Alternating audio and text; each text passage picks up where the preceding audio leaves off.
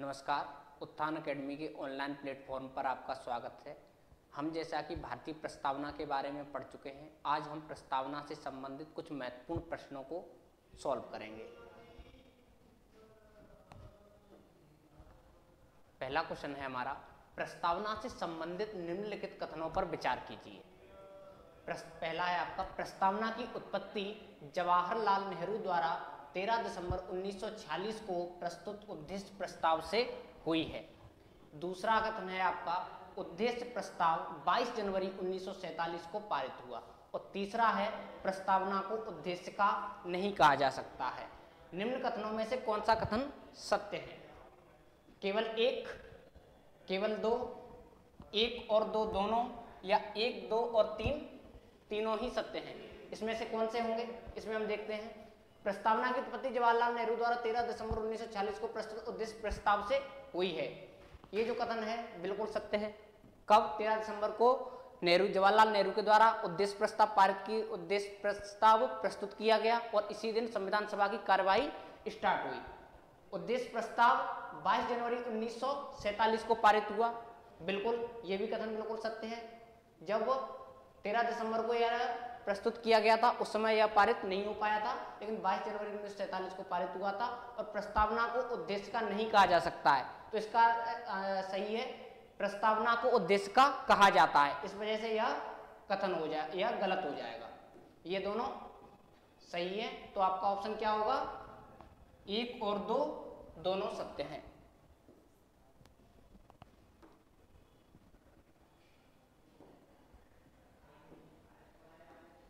Next question है आपका, किसने प्रस्तावना को संविधान का परिचय पत्र की संज्ञा दी है? ऑप्शन है आपके, Alladi Krishnaswamy Iyer, K M. Munshi, Ivor Jennings और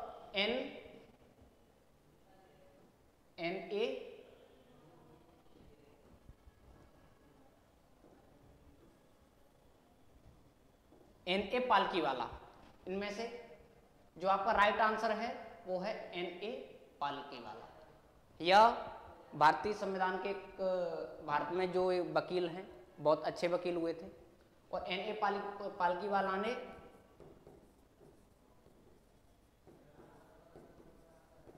संविधान की प्रस्तावना को उसके परिचय पत्र की संज्ञा दी है। और जो आइवर जेनिंग्स हैं, यह ब्रिटेन के एक वकील थे। इन्होंने भारतीय संविधान को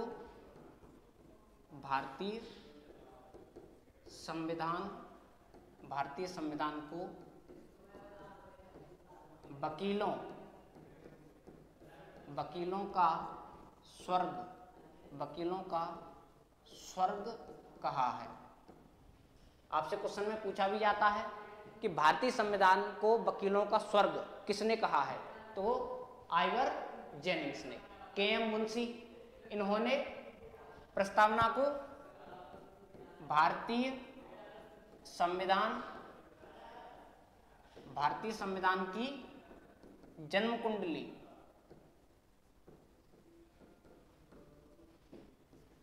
कुंडली कहा है। क्वेश्चन आपसे पूछा जा सकता है कि भारतीय संविधान जो प्रस्तावना है उसको जन्म कुंडली की संज्ञा किसने दी है, तो के.एम.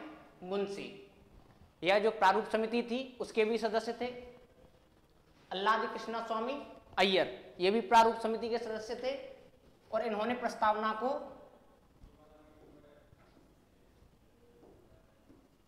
हमारे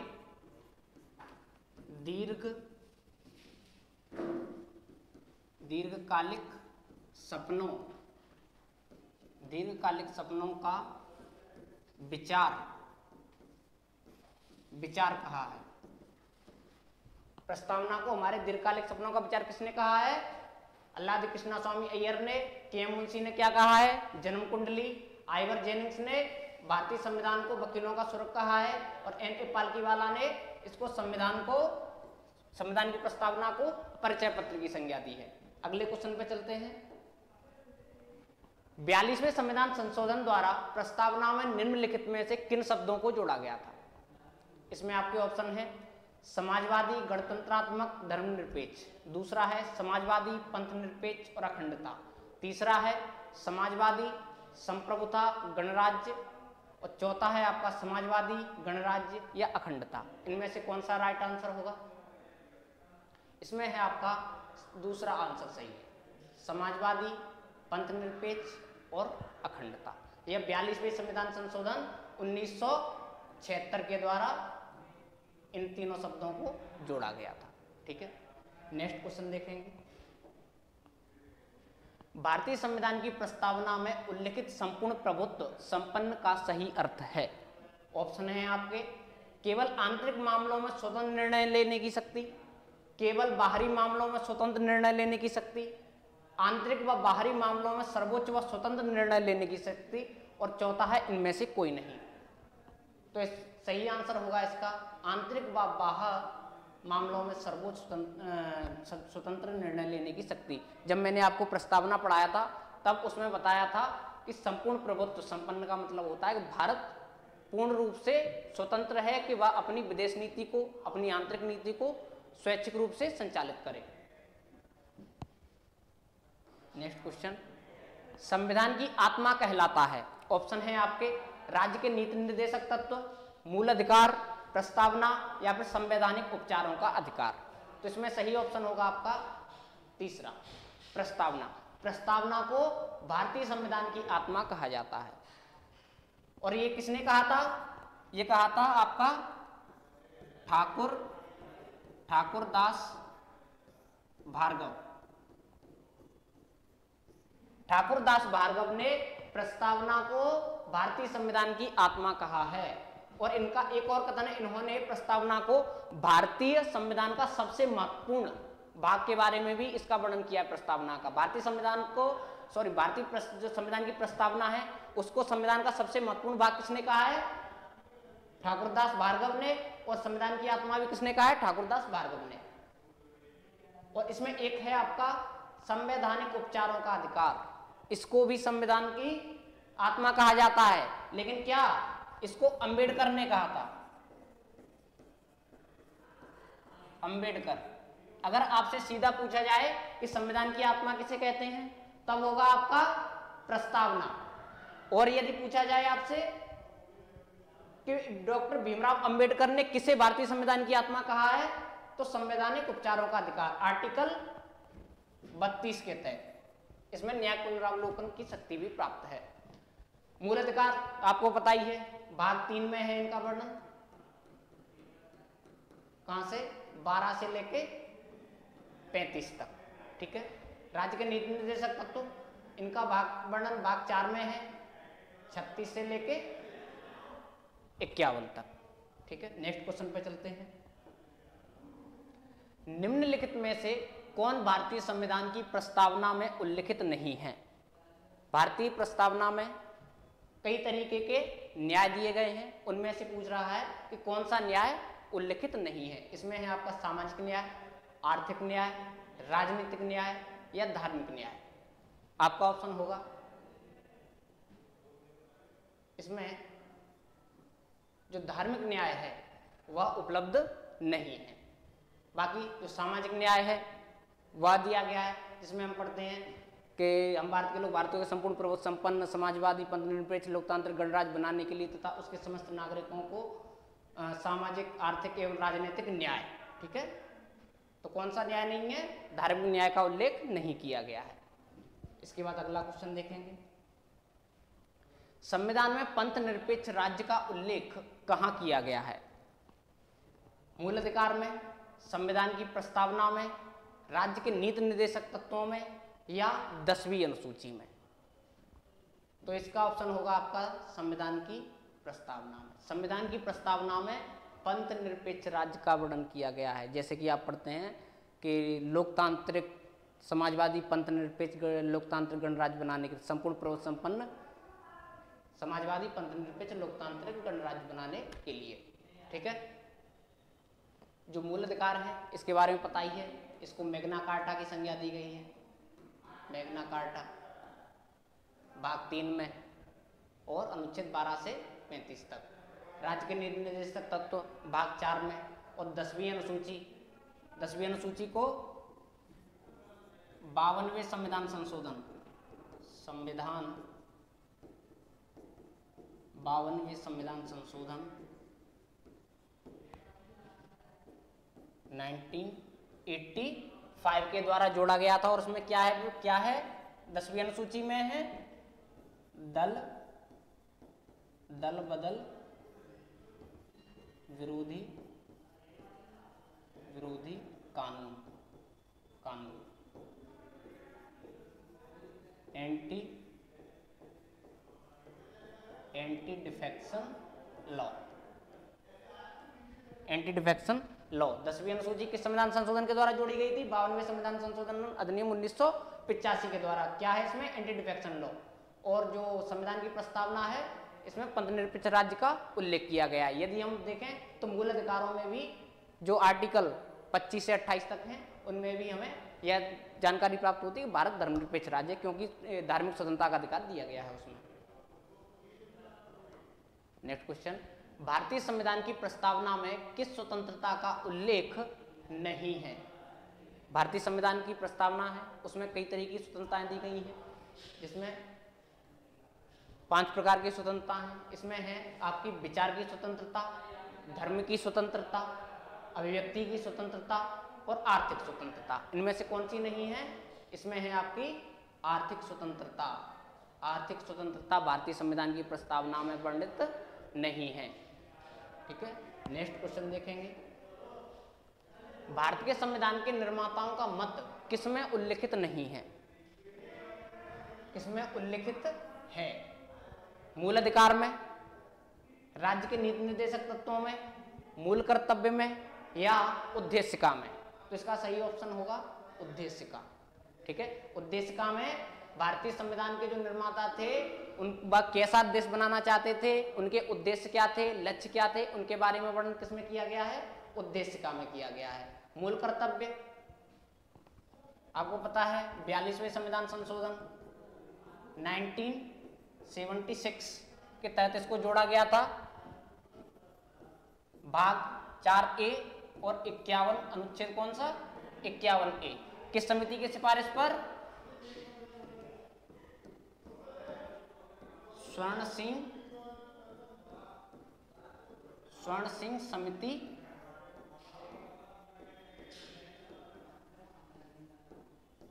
सिंह समिति की सिफारिश पर मूल कर्तव्यों को जोड़ा गया था। और यह किस देश के संविधान से लिए गए हैं? यह सोवियत संघ से लिए गए थे, सोवियत संघ से, वर्तमान में रसिया। राज्य के नीति निर्देशक तत्वपन पढ़ चुके हैं, इनको आयरलैंड से लिया गया था। ठीक है, फंडामेंटल राइट्स को अमेरिका से लिया गया था। नेक्स्ट क्वेश्चन देखेंगे। प्रस्तावना में स्वतंत्रता, समानता और बंधुत्व शब्द किस देश के संविधान से लिए गए हैं? इसमें है आपके ऑप्शन में है सोवियत संघ, अमेरिका, दक्षिण अफ्रीका या फिर फ्रांस। तो इसका सही ऑप्शन होगा आपका फ्रांस। फ्रांस में 1789 से 1799 तक एक क्रांति जिसको फ्रांसीसी क्रांति कहते हैं, फ्रांसीसी क्रांति। इस क्रांति के नारे 3 नारे थे, स्वतंत्रता, समानता और बंधुत्व। स्वतंत्रता, समानता और बंधुत्व।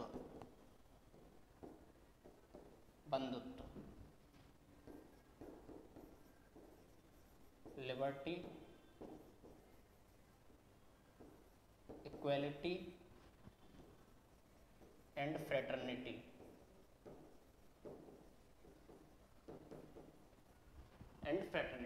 ये तीनों फ्रांसीसी क्रांति के नारे हैं जिनका सीधा भारतीय संविधान की प्रस्तावना में उल्लेख किया गया है।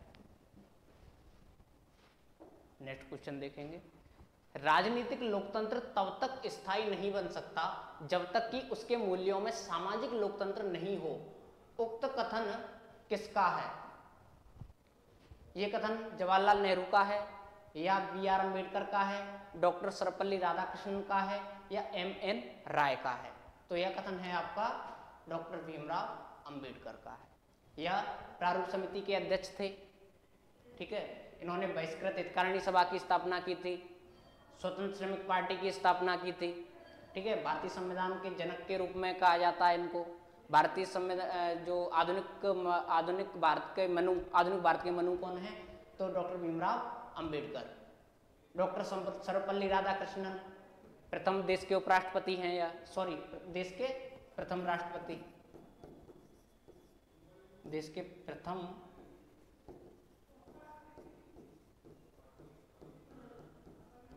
उपराष्ट्रपति और प्रथम राष्ट्रपति कौन थे? डॉक्टर राजेंद्र प्रसाद। ठीक है, एम.एन. रॉय, इन्होंने संविधान सभा की औपचारिक रूप से 1934 में मांग की थी। संविधान सभा की सबसे पहले औपचारिक मांग किसने की थी? एम.एन. रॉय ने की थी। और ये भारत में साम्यवाद के जनक भी कहे जाते हैं। भारत में साम्यवाद का जनक किसको माना जाता है? भारत में साम्यवाद का जनक माना जाता है एम.एन. रॉय को। जवाहरलाल नेहरू आपको पता ही है, देश के प्रथम प्रधानमंत्री थे। नेक्स्ट क्वेश्चन देखेंगे, भारत में निम्नलिखित में से समाजवाद के किस स्वरूप को अपनाया गया है? ऑप्शन है आपके लोकतांत्रिक समाजवाद, साम्यवादी समाजवाद, फैबियन समाजवाद या सर्वहारा वर्ग का समाजवाद। इसमें आपका सही ऑप्शन होगा लोकतांत्रिक समाजवाद। भारत में लोकतांत्रिक समाजवाद को अपनाया गया है, जिसमें सार्वजनिक क्षेत्र और निजी क्षेत्र मिलकर समाज की भलाई के लिए काम करते हैं।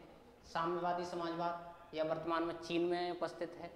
ठीक है, इसमें जो निजी संपत्ति है उसका उन्मूलन करना होता है। फैबियन समाजवाद, इसका जन्म ब्रिटेन में हुआ था। यह समाजवाद का सुधारवादी दृष्टिकोण है।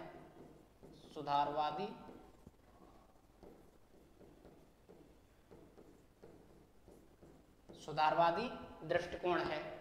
ठीक है, ब्रिटेन में हुआ था। और सर्वहारा वर्ग का समाजवाद, इसमें सही ऑप्शन होगा आपका लोकतांत्रिक समाजवाद। नेक्स्ट क्वेश्चन देखते हैं, 26 जनवरी 1950 को भारतीय संविधान की प्रस्तावना में कौन से शब्द शामिल थे? आपको पता है भारतीय संविधान पूर्ण रूप से कब लागू हुआ? 26 जनवरी 1950 को। उसी दिन भारत को गणतंत्र के रूप में स्वीकार किया गया। और तब भारतीय प्रस्तावना थी, उसमें कौन से शब्द शामिल थे?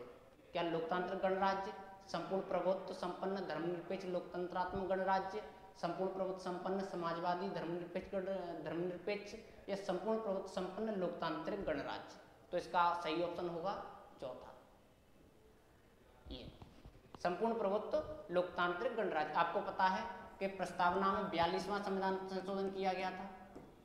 कब? 1942 में। इसके तहत कौन कौन से जोड़े गए थे? इसके तहत जोड़े गए थे आपके समाजवादी,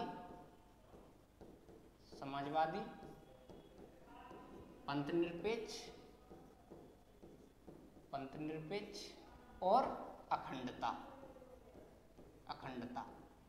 ये 3 शब्द जोड़े गए थे। और अभी तक भारतीय संविधान की जो प्रस्तावना है उसमें सिर्फ एक बार संशोधन किया गया है। नेक्स्ट क्वेश्चन, पंथनिरपेक्ष शब्द की सही व्याख्या है। भारत में अनेक धर्म हैं, भारतीयों को धार्मिक स्वतंत्रता प्राप्त है, या धर्मानुपालन व्यक्ति की इच्छा पर निर्भर है, या भारत में राज्य का कोई धर्म नहीं है? इसमें आपका सही ऑप्शन होगा भारत में राज्य का कोई धर्म नहीं है। भारत सभी धर्मों को समान रूप से संरक्षण प्रदान करेगा, किसी धर्म के साथ कोई किसी प्रकार का भेदभाव नहीं करेगा। हालांकि जो भारतीय जो संविधान है उसमें पंथनिरपेक्ष शब्द शामिल है, ना कि धर्मनिरपेक्ष।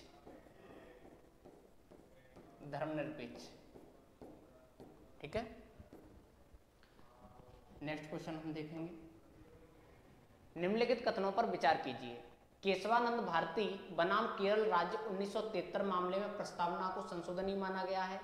बेरुवारी संघ 1960 के मामले में प्रस्तावना को संशोधनी माना गया है। इसमें से आपको बताना है कि निम्न कथनों में से कौन से कथन सत्य हैं? केवल एक, केवल दो, ए और बी दोनों, या कोई नहीं? तो इसका सही ऑप्शन होगा आपका केवल एक, क्योंकि बेरुवादी केस आया कब? 1960 में। इसमें सुप्रीम कोर्ट ने प्रस्तावना को, प्रियम्बल को संविधान का भाग ही नहीं माना, और भाग ही नहीं माना तो संशोधन नहीं हो सकता, संशोधन नहीं, उन्होंने कहा संसद प्रस्तावना में संशोधन नहीं कर सकती। लेकिन केशवानंद भारती बनाम केरल राज्य 1973 में आया, इसमें इन्होंने कहा क्योंकि प्रस्तावना संविधान का भाग है इसलिए संशोधन किया जा सकता है, प्रस्तावना में संशोधन किया जा सकता है। ये बहुत ही महत्वपूर्ण केस है। अभी जो इनके एडनीर मठ के जो प्रमुख संत थे केशवानंद भारती, जिनके नाम से यह केस चला था, केशवानंद भारती, उनकी हाल ही में अभी डेथ हुई है, तो हो सकता है कि यहाँ से क्वेश्चन बने। ये केस कब आया था? 1973 में आया था। कितने जजों की बेंच बनी थी? 13 जजों की, जिसने 7-6 के माध्यम से अपना निर्णय दिया था। केरल राज्य किस नाम से जाना जाता है? भारत संघ बनाम केशवानंद भारती बनाम केरल राज्य। और इसमें क्या माना कि संसद संविधान में संशोधन, संविधान के किसी भी भाग में संशोधन कर सकती है, लेकिन बस जो मूल ढांचे को प्रभावित ना करे ऐसा संशोधन कर सकती है। इसमें जो मुख्य न्यायाधीश थे केशवानंद भारती केस में, वो कौन थे? A.K. Sikri, A.K. Sikri.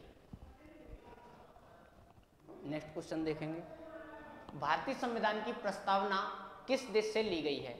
Option है आपके ऑस्ट्रेलिया, अमेरिका, आयरलैंड या ब्रिटेन। तो ये आपकी ली गई है अमेरिका से। भारतीय संविधान की प्रस्तावना को अमेरिका से लिया गया है। और यदि आपसे पूछे कि भारतीय संविधान की प्रस्तावना की भाषा किस देश के संविधान से ली गई है, तो आपका ऑप्शन होगा Australia.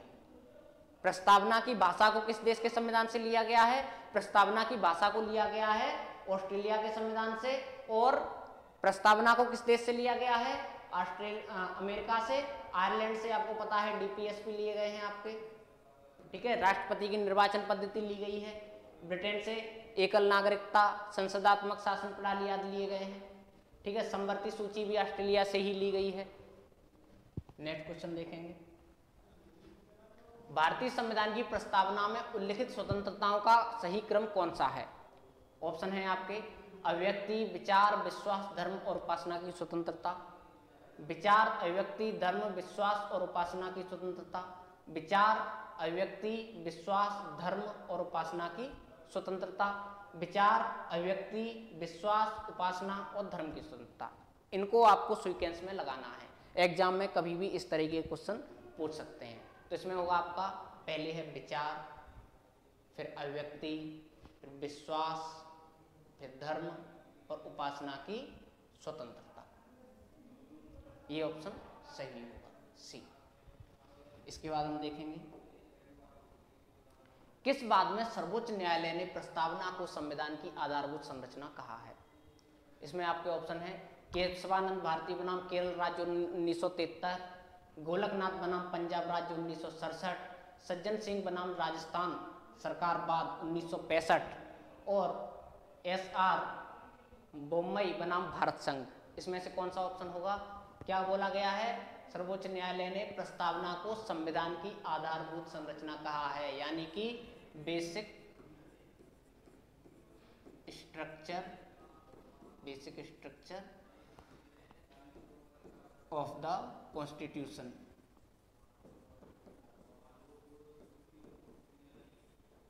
Basic structure of the constitution. तो इसको बोला गया एस.आर. बोम्मई मामले में। यह मामला 1994 में आया। एस.आर. बोम्मई कर्नाटक के मुख्यमंत्री थे। तत्कालीन केंद्र सरकार ने वहाँ पर अनुच्छेद 356 के तहत राष्ट्रपति शासन को लागू कर दिया था। इस वजह से यह वहाँ पे सुप्रीम कोर्ट गए और इनके नाम से एक केस चला, ठीक है। एक है आपका सज्जन सिंह बनाम राजस्थान सरकार बाद 1965। यह 17वें संविधान संशोधन किया गया था, जिसमें राजस्थान के जो भूमि संबंधित विषय थे उनको 9वीं अनुसूची में डाल दिया गया था, भूमि का अध्ययन कर लिया गया था। इसके मामले में सज्जन सिंह बनाम राजस्थान सरकार का बात चला। इसमें सुप्रीम कोर्ट ने कहा कि संसद को संविधान के किसी भी भाग में संशोधन करने की शक्ति प्राप्त है। ठीक है, फिर है आपका गोलकनाथ बनाम पंजाब राज्य 1967। ये पंजाब के दो भाई थे गोलकनाथ। पंजाब में इनके पास 500 एकड़ जमीन थी।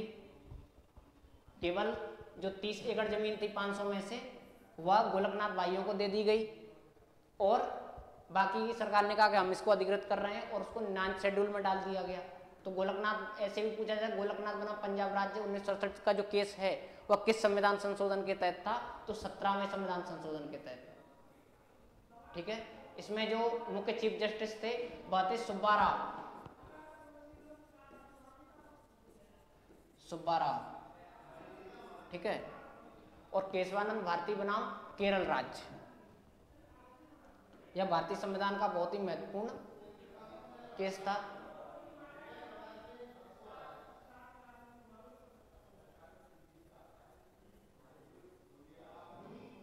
कब आया ये? 1973 में आया। क्यों? किस संविधान संशोधन के अधिनियम को चुनौती दी गई थी? 29वें संविधान संशोधन को चुनौती दी गई थी केशवानंद भारती केस में। केरल में एक एडनीर मठ है, उसके संते कौन? केशवानंद भारती। इनकी जमीन का अधिग्रहण कर लिया गया केरल सरकार के द्वारा। तो ये सुप्रीम कोर्ट पहुंच गए कि हमारा मूल अधिकार है, मूल अधिकारों में आप संशोधन कैसे कर सकते हैं, हमारे मूल अधिकार हमसे कैसे छीन सकते हैं। तो यहाँ पर 13 जजों की बेंच बैठी, 13 जजेस की, जिसके ए के सीकरी उस समय चीफ जस्टिस थे। इन्होंने इस बेंच को लीड किया और कहा, जो गोलकनाथ मामले में कहा था कि संसद संविधान के जो मूल अधिकार हैं उनमें संशोधन नहीं कर सकती है, इन्होंने कहा कि संशोधन कर सकती है, संशोधन कर सकती है, संशोधन कर सकती है, लेकिन मूल ढांचे से जो मूल ढांचे को खत्म करे ऐसा कोई संसद संविधान संशोधन नहीं कर सकती। यानी मूल संविधान के विरोध में कोई भी, मूल ढांचे के विरोध में कोई भी संशोधन संसद नहीं कर सकती है। इसके बाद नेक्स्ट क्वेश्चन देखेंगे। भारतीय संविधान की प्रस्तावना में उल्लिखित सामाजिक, आर्थिक और राजनीतिक न्याय किस देश से लिए गए हैं? ऑप्शन है आपके सोवियत संघ, यूएसए, कनाडा और फ्रांस। क्या बताया गया है? प्रस्तावना में उल्लिखित सामाजिक, आर्थिक और राजनीतिक न्याय कहां से लिए गए हैं? ये लिए गए हैं आपके सोवियत संघ के संविधान से। ठीक है, इनका वर्णन प्रस्तावना में किया गया है। और एक और चीज ली गई है, मूल कर्तव्य है, वह भी कहां से लिए गए हैं? सोवियत संघ से लिए गए हैं। यूएसए से आपको पता है राष्ट्रपति पर महाभियोग, सुप्रीम कोर्ट और हाई कोर्ट के जजों को हटाने की प्रक्रिया, मूल अधिकार, न्यायपालिका की स्वतंत्रता, न्यायपालिका और न्यायिक पुनरावलोकन की जो शक्ति प्राप्त है वह भी कहां से ली गई है? अमेरिका से ली गई है। कनाडा से संघात्मक शासन व्यवस्था ली गई है। ठीक है, राज्यपाल की नियुक्ति केंद्र सरकार के द्वारा की गई है। ये आज प्रावधान कनाडा से लिए। फ्रांस से क्या क्या लिए गए हैं? गणतंत्रात्मक ढांचा